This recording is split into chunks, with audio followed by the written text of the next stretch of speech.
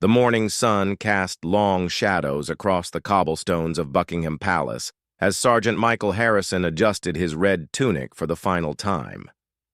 23 years of service had taught him that Fridays brought the worst crowds, and today felt different somehow. The weight of his bearskin hat pressed down as he took his position outside the palace gates, his rifle held at the perfect angle that had become second nature. Michael had joined the Queen's Guard straight out of military school, driven by dreams of serving his country with honor. His father had been a guardsman too, and his grandfather before that. The Harrison family had protected the royal family for 3 generations, each man understanding the sacred trust placed in their hands. They were not just soldiers in fancy uniforms for tourists to photograph. They were the silent protectors of centuries of tradition. The crowds began gathering early, as they always did on summer days. Families with excited children pointed at his motionless figure, cameras clicking constantly. Michael had learned to tune out most of the noise, but he remained alert to everything around him. His dark eyes, barely visible beneath the shadow of his hat, tracked every movement in the crowd. Years of training had taught him to identify potential threats while maintaining the stoic facade expected of the Queen's Guard. A group of school children approached with their teacher, whispering in awe about the toy soldier who never moved. Michael suppressed a smile, remembering his own childhood visits to this very spot. The innocence of children always warmed his heart, even during the longest shifts. Their teacher explained quietly about the guard's important job, and the children listened with wide eyes. But not everyone showed such respect. As the day wore on, Michael noticed the usual parade of disrespectful tourists. Some tried to make him laugh by making faces or telling jokes. Others attempted to touch his uniform or rifle, ignoring the clear barriers and warning signs. Most guards learned to ignore these attempts, but Michael had always felt the weight of his responsibility more deeply than others. His commanding officer, Colonel Williams, had warned the unit about increased incidents of tourist misconduct. Social media had made everything worse, with people seeking viral moments at the expense of military dignity. Just last week, a tourist had knocked over one of Michael's colleagues while trying to take a selfie, sending the guardsman stumbling backward. The incident had been filmed and shared thousands of times online, turning a moment of disrespect into entertainment. The heat was becoming unbearable inside the heavy wool uniform, but Michael remained perfectly still. Sweat dripped down his back, but his face showed no sign of discomfort. This was part of the job, part of the discipline that separated the Queen's Guard from ordinary soldiers. Every muscle in his body was trained to remain motionless for hours, no matter what happened around him. A tour group approached, led by a guide explaining the history of the palace. Michael listened with half attention as the guide recounted the same facts he had heard thousands of times before. The Queen's Guard had protected the royal family through wars, ceremonies, and countless daily routines. They were living symbols of British military excellence and dedication. Among the tour group, Michael noticed a man who seemed different from the others. While families and couples snapped respectful photos from a distance, this individual pushed closer to the barriers. He was middle-aged, wearing expensive clothes and carrying an expensive camera with a large lens. His behavior immediately set off alarm bells in Michael's trained mind. The man began circling Michael's position like a predator studying its prey. He took photos from every angle, getting closer with each shot. Other tourists stepped back respectfully, but this man seemed to believe the rules did not apply to him. Michael's grip on his rifle tightened almost imperceptibly, though his expression remained unchanged. 23 years of service had taught Michael to read people quickly. This tourist radiated entitlement and disrespect in a way that made Michael's jaw clench beneath his stoic mask. The man's eyes held a calculating look, as if he was planning something that would cross the line from tourism into harassment. The afternoon crowd grew thicker, providing cover for bad behavior. Parents lifted children for better views, while Respectful visitors maintained proper distance from the working soldier. But the problematic tourist continued his aggressive photography session, ignoring the increasingly uncomfortable glances from other visitors. Michael's training kicked into high gear. Every sense was heightened as he prepared for whatever this disrespectful individual might attempt. The sacred duty of protecting the monarchy suddenly felt more personal than ever before. This was not just about following protocol anymore. This was about defending the honor that his family had served for generations. The stage was set for a confrontation that would test every principle Michael had been taught about duty, discipline, and the limits of military protocol. The rude tourist had no idea he was about to face a guardian whose patience was reaching its breaking point. The tourist's name was Derek Chambers, a wealthy businessman from New York who collected expensive experiences like trophies. He had paid thousands of dollars for this European vacation, visiting 5 countries in 10 days. To Derek, everything was about getting the perfect shot for his social media accounts, where he bragged about his adventures to his followers. Derek had already caused problems at the Tower of London that morning, arguing with staff about access to restricted areas. His attitude was simple. Money should buy him whatever he wanted, including special treatment from people he considered beneath him. The Queen's Guard was just another photo opportunity, not a real soldier deserving of respect. As Derek circled Michael's position, he grew bolder with each passing minute. He started making loud comments to other tourists, treating the guardsman like a statue in a museum. "Look at this guy standing there like a robot," Derek announced to anyone who would listen. "I bet he's not even a real soldier, just some actor they hired for the tourists." Other visitors moved away from Derek, uncomfortable with his disrespectful behavior. A family with young children deliberately chose a different viewing spot, not wanting their kids to witness such rudeness. An elderly British couple shook their heads in disapproval, whispering about Americans with no manners, though Derek's nationality had nothing to do with his personal character flaws. Michael remained motionless, but every word burned in his ears. The suggestion that he was not a real soldier was particularly insulting. This uniform represented years of rigorous training, multiple deployments overseas, and unwavering service to his country. The idea that some tourist would dismiss his sacrifice and dedication as mere theater was almost unbearable. Derek pulled out his phone and began recording video, narrating his actions like a nature documentary. "Let's see if we can get a reaction. Out of this, tin soldier," he said loudly, moving closer to Michael's position. The phone camera captured every detail of the guardsman's face, looking for any sign of emotion or response. The barriers around Michael's post were clearly marked with signs in multiple languages, warning tourists to keep their distance. These boundaries existed for important security reasons, protecting both the guards and the public. But Derek saw rules as suggestions that did not apply to people of his social status and wealth. A palace security officer noticed the situation developing and began moving toward Derek's position. Officer Sarah Martinez had worked royal protection for 8 years and recognized the signs of an escalating incident. Her radio crackled with routine communications from other security posts around the palace grounds.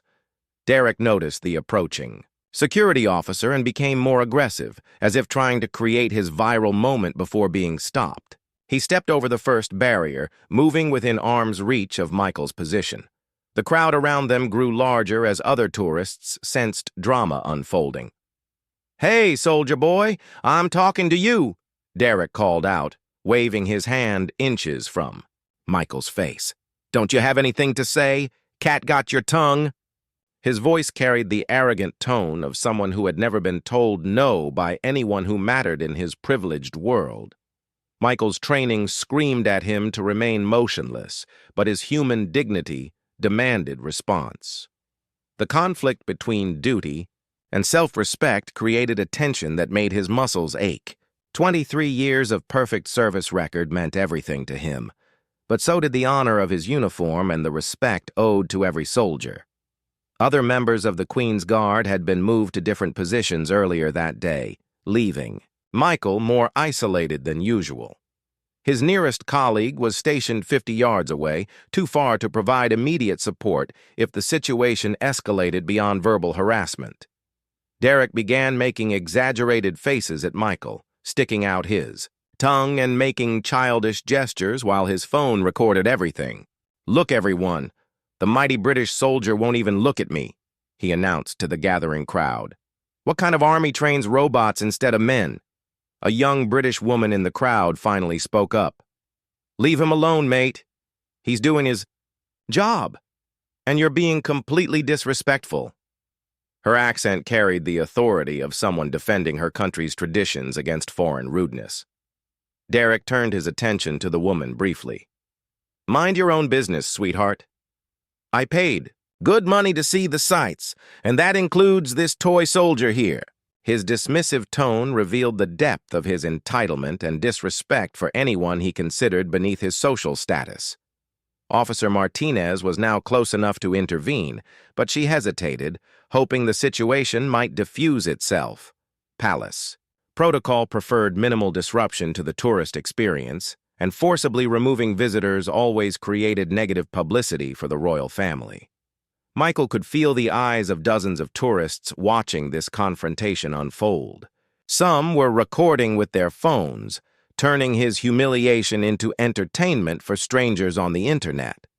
The weight of representing his country, his regiment, and his family's military tradition pressed down on him like a physical force. Derek made his fatal mistake by reaching out to touch Michael's rifle. The weapon was not a prop, but a fully functional military firearm, and touching it without permission was both a security breach and a personal insult that no guardsman could ignore. The moment Derek's fingers made contact with the rifle barrel, something fundamental shifted in Michael's mind. Protocol and personal honor collided in a way that would change both men's lives forever. The rude tourist had finally crossed a line that even military discipline could not protect. The moment Derek's hand touched the rifle, Michael's 23 years of military training took over in a way that surprised everyone, including himself. In one fluid motion that seemed to happen in slow motion, Michael stepped forward and brought his rifle down with a sharp movement, causing Derek to jump backward in shock and fear. "Do not touch the Queen's Guard!" Michael's voice exploded across the courtyard like thunder, echoing off the palace walls. The sound was so powerful and unexpected that tourists 50 yards away turned to stare.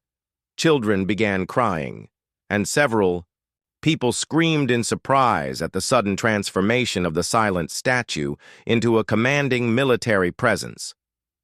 Derek stumbled backward, his expensive phone clattering onto the cobblestones as his face went white with shock. The arrogant businessman who had been mocking a toy soldier suddenly found himself face to face with a real warrior whose patience had reached its absolute limit. Michael's eyes blazed with controlled fury beneath his bearskin hat.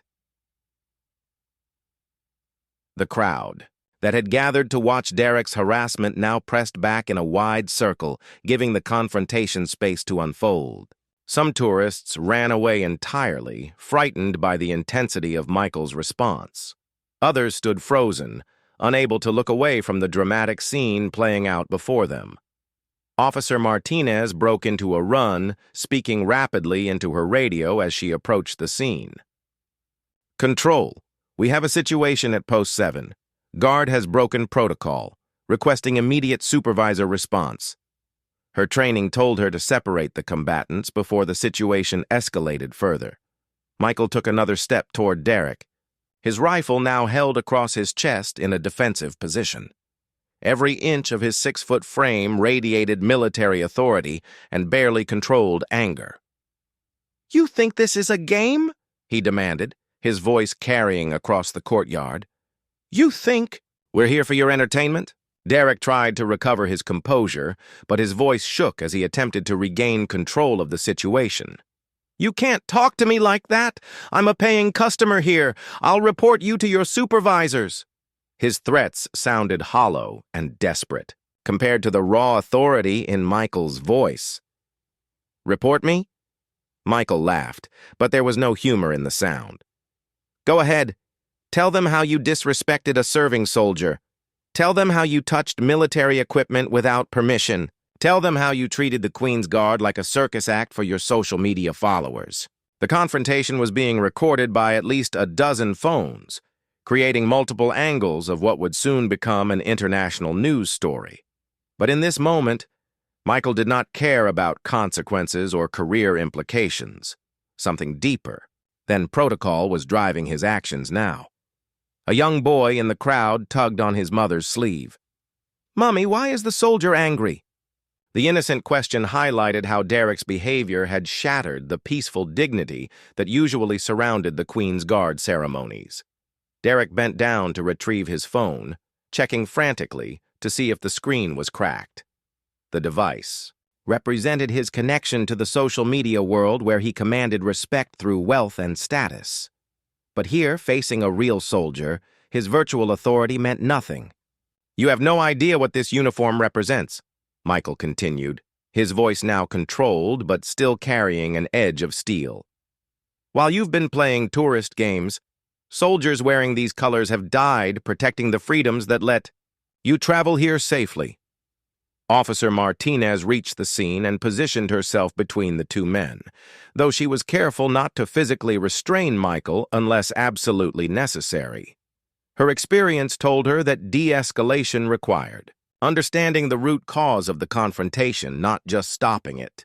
"Sir, please step back behind the barriers," she said to Derek, her tone professional but firm. "Touching the guard or his equipment is strictly prohibited for security reasons." Her words were chosen carefully to support Michael while maintaining official neutrality. Derek's businessman instincts kicked in as he realized the situation was spiraling beyond his control. "This is ridiculous. I barely touched anything. He completely overreacted to a simple tourist interaction." He was already crafting the story he would tell to minimize his own responsibility. Michael's response was immediate and sharp. "Simple tourist interaction? You spent an hour harassing me, making jokes about my service and treating me like a museum display. Then you put your hands on my weapon. That's not tourism, that's disrespect." The crowd around them began to shift, with more people openly supporting Michael's position. The young British woman who had earlier defended him spoke up again. "He's right. This American was being horrible, making fun of the guard and ignoring all the signs about keeping distance." Derek looked around and realized that public opinion was turning against him. His usual strategy of using money and status to win arguments was useless here. The crowd saw him as the aggressor, not the victim he was trying to portray himself as being. Colonel Williams arrived on the scene, having been summoned by Officer Martinez's radio call. His presence immediately changed the dynamics of the confrontation. Michael snapped to attention automatically, years of military discipline overriding his anger. "Sergeant Harrison," the colonel said calmly, "step back to your post." His tone was neutral, giving no indication of whether Michael was in trouble or being supported. The colonel's weathered face revealed nothing as he assessed the situation. Michael obeyed immediately, returning to his position, but remaining alert to any further provocation from Derek. The tourist looked between the colonel and Michael, trying to determine who had the real authority to resolve this confrontation in his favor. The stage was now set for an official response that would determine whether Michael's breach of protocol would be punished or praised. Everything depended on how the colonel interpreted the events that had just unfolded before dozens of witnesses. Colonel Williams had commanded the Queen's Guard for 12 years and had seen every possible type of tourist incident. His quick assessment of the scene told him everything he needed to know about what had transpired. The scattered crowd, Derek's defensive posture, and Michael's controlled but determined stance painted a clear picture of the confrontation. Derek immediately approached the colonel, assuming that military hierarchy would work in his favor. "Officer, I need to file a complaint about this soldier's completely unprofessional behavior. He shouted at me and threatened me with his weapon, all because I was trying to take some pictures." the colonel's steely gray eyes fixed on Derek with the kind of stare that had intimidated recruits for decades. "Sir, I am Colonel Williams, commanding officer of this regiment. Before we discuss complaints, I need to understand exactly what led to this incident." His tone was polite, but carried an unmistakable authority. Officer Martinez stepped forward to provide her professional assessment. "Colonel, I observed the tourist engaging in increasingly aggressive behavior toward Sergeant Harrison for approximately 30 minutes. He crossed safety barriers, made disparaging comments, and ultimately made physical contact with the guard's rifle." Derek's face flushed red as he realized the security officer's testimony contradicted his version of events. "That's not accurate. I barely touched anything, and I was just trying to get a good photograph. These guards are here for tourists to see, aren't they?" "The Queen's Guard are active-duty soldiers performing a vital security function," the colonel replied calmly. "They are not entertainers or museum displays. The barriers and warning signs exist for important safety and security reasons that apply to all visitors without exception." Several tourists in the crowd began speaking up, offering their own accounts of Derek's behavior. The young British woman who had defended Michael earlier approached the group. "Excuse me, Colonel, but I watched this whole thing. The American gentleman was being absolutely awful to your soldier, making fun of him and trying to get reactions." An elderly man with a thick Scottish accent joined the conversation. The tourist was completely out of line. The guardsman showed remarkable restraint until the fellow actually touched his rifle. Any soldier would have responded the same way. Derek looked around desperately as more witnesses contradicted his story. A family from Germany, speaking in heavily accented English, confirmed that Derek had been very rude and disrespectful for a long time. Even other American tourists in the crowd shook their heads in embarrassment at Derek's behavior. The colonel listened to each witness account carefully, building a comprehensive picture of the incident. His experience told him that tourist complaints often involved exaggerated claims and selective memory about their own actions. The consistency of multiple witness statements strongly supported Michael's version of events. "Mr. Chambers," the colonel said, having quickly learned Derek's name from Officer Martinez's initial report, "it appears your behavior was inappropriate and potentially threatening to one of my soldiers. Touching military equipment without permission is a serious security breach."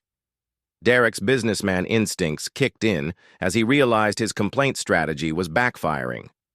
"Look, maybe I got a little carried away trying to get good photos, but your soldier completely overreacted. There must be some way to resolve this without making a big scene." The suggestion of a quiet resolution confirmed the colonel's assessment of Derek's character. Men like this were used to buying their way out of problems rather than accepting responsibility for their actions. But military discipline did not operate on the same principles as business negotiations. Michael remained at attention, but his eyes followed the conversation carefully.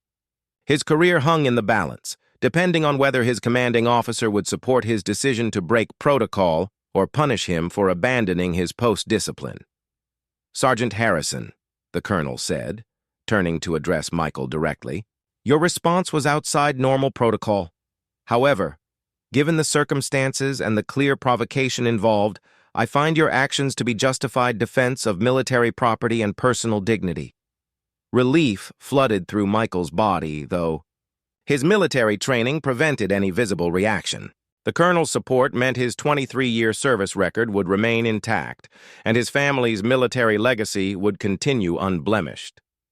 Derek's mouth fell open in shock.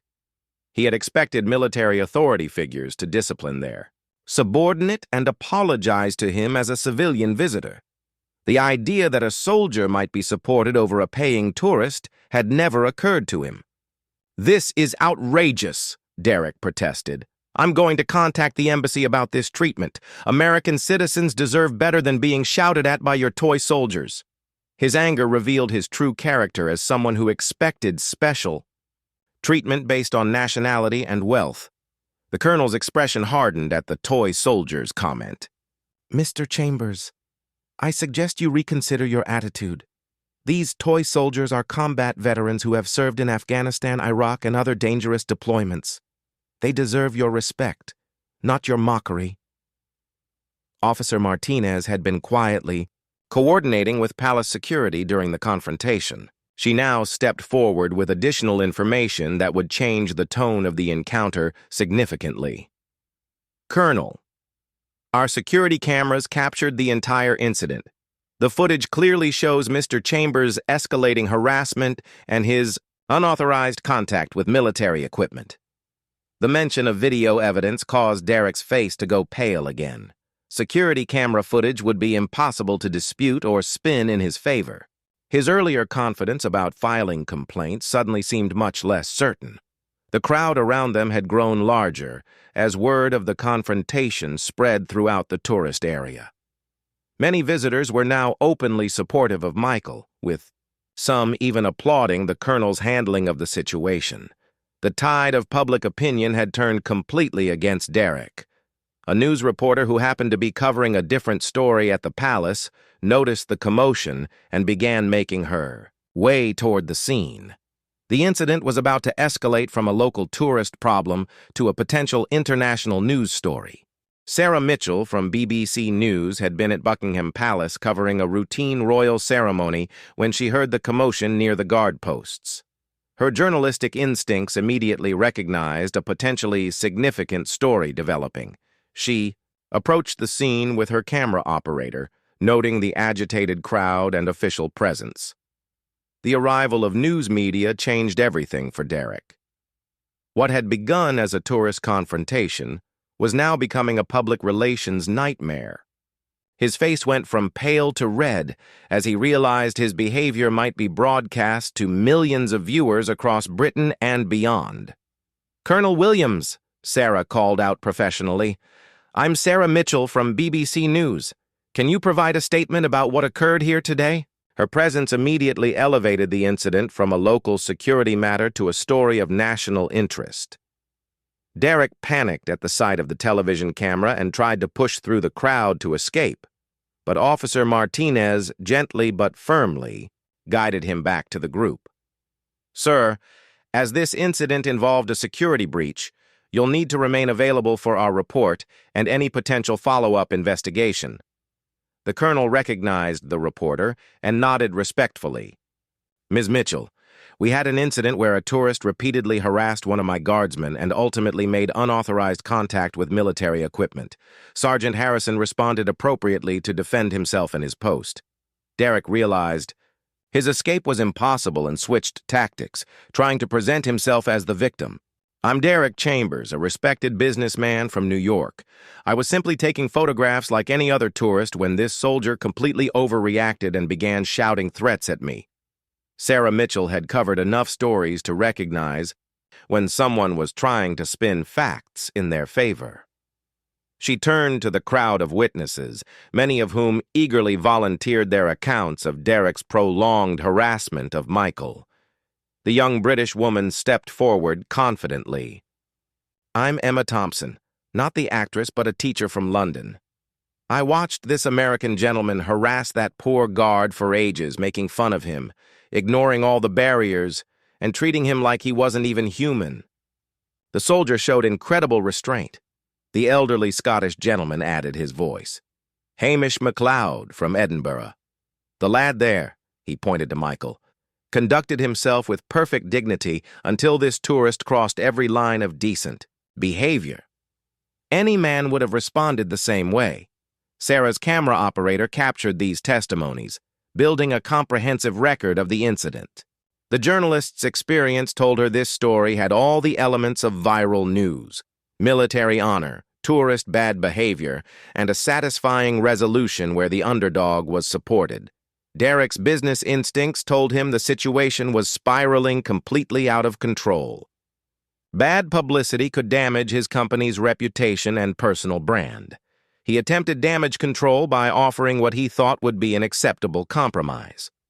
"Look, perhaps we can all agree this was just a cultural misunderstanding," Derek said, forcing what he hoped was a charming smile.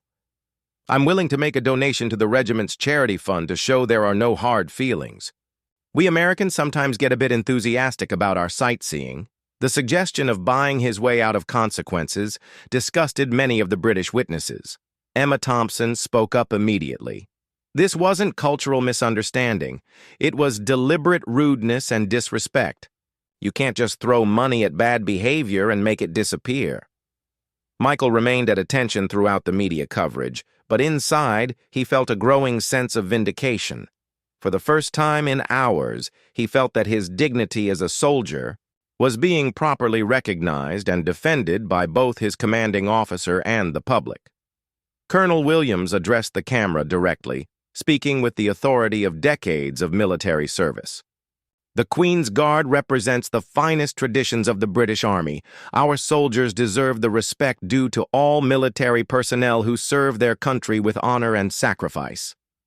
Sarah Mitchell sensed she had enough material for a compelling news story, but wanted to capture Derek's final response. "Mr. Chambers, what would you like to say to the guardsmen and to visitors who might be watching this story?" Derek looked around at the hostile faces surrounding him, realizing that any words he spoke would be preserved forever on television news. His usual confidence had completely evaporated under the weight of public judgment and media scrutiny. I suppose I may have gotten carried away with trying to get good photographs," he admitted reluctantly. "I didn't mean to cause such a disruption." It was not exactly an apology, but it was the closest he could bring himself to admitting fault. The crowd was not satisfied with Derek's half-hearted response. Someone called out, "Apologize properly to the soldier!" Others joined in, creating a chorus of demands for genuine accountability rather than corporate speak deflection. Michael finally broke his military silence, speaking directly to Derek for the first time since the confrontation began. "Sir, I don't need your donation or your excuses. I just need tourists to remember that we're real soldiers doing a real job, not props for your entertainment." The simple dignity of Michael's words created a powerful moment that Sarah Mitchell knew would be the centerpiece of her news story. Here was a working soldier asking only for basic human respect, contrasted against a wealthy tourist who had treated him as less than human. Officer Martinez concluded her security assessment and prepared her report. The incident would be documented officially, but given the circumstances and witness testimony, no charges would be filed against Michael for breaking protocol. Derek, however, might face restrictions on future palace visits. The news crew packed up their equipment, satisfied they had captured a story that would resonate with viewers across Britain and internationally.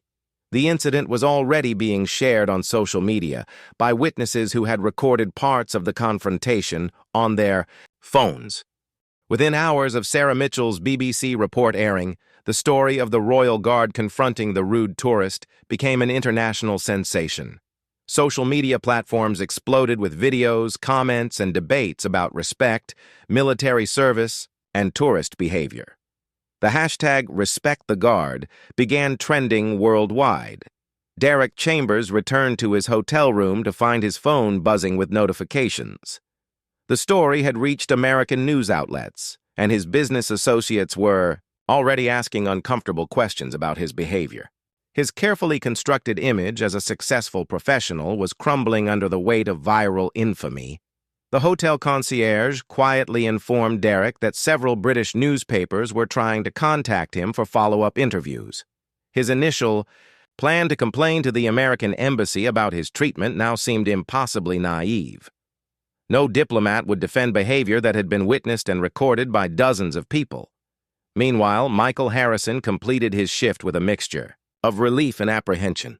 Colonel Williams had assured him that his actions were fully supported, but Michael knew that breaking protocol always carried risks. He changed out of his ceremonial uniform and headed home to his small flat, unaware that he was about to become a hero to millions of people. Michael's wife, Claire, was waiting for him with dinner and a concerned expression. "The news is calling our landline constantly," she said. "Something about a confrontation at the palace? Are you in trouble?" 25 years of marriage to a soldier had taught her to worry when unusual events disrupted their routine. As Michael explained what had happened, Claire's expression shifted from concern to pride. "You stood up for yourself and every soldier who has ever been disrespected by ignorant tourists," she said firmly. "Your father would be proud, and so am I." Her support meant more to Michael than any official commendation. The story spread across international news networks with remarkable speed. American news outlets picked up the BBC report, often framing it as a cautionary tale about ugly tourist behavior abroad. Derek's attempt to buy his way out of consequences was particularly criticized in both American and British media. Derek's business partners began distancing themselves from the controversy. Several clients canceled meetings, citing concerns about being associated with someone who had shown such disrespect to military personnel. The viral video footage made denial impossible, and apologies seem hollow and self-serving. At Buckingham Palace, tourism officials noticed an unexpected positive effect from the incident. Visitor behavior improved dramatically as tourists became more aware of the respect owed to the Queen's Guard. The story had educated millions of people about the real military service behind the ceremonial uniforms. Michael received hundreds of supportive messages from military veterans, active duty soldiers, and civilians who appreciated his stand for military dignity. Letters arrived from around the world, thanking him for defending not just his own honor, but the honor of all soldiers who serve in ceremonial roles. 3 days after the incident, Derek made a final attempt to control the narrative by posting a video apology on his social media accounts. Standing in his expensive hotel room, he offered what he claimed was a sincere apology to Michael and all military personnel. However, the comment section filled with skepticism about his motives and timing. The video apology backfired spectacularly. When internet users discovered Derek's previous social media posts showing a pattern of entitled behavior during his travels. Photos of him ignoring local customs, complaining about service, and making culturally insensitive comments painted a picture of someone whose disrespect at Buckingham Palace was part of a larger character problem. Colonel Williams received official commendation requests for Michael from military organizations and veteran groups across Britain. The incident had highlighted the professionalism and restraint shown by the Queen's Guard under difficult circumstances, generating positive publicity for the regiment. Michael was eventually awarded a commendation for exceptional service in maintaining the dignity and honor of the Queen's Guard under provocation. The ceremony was small and private, exactly as Michael preferred.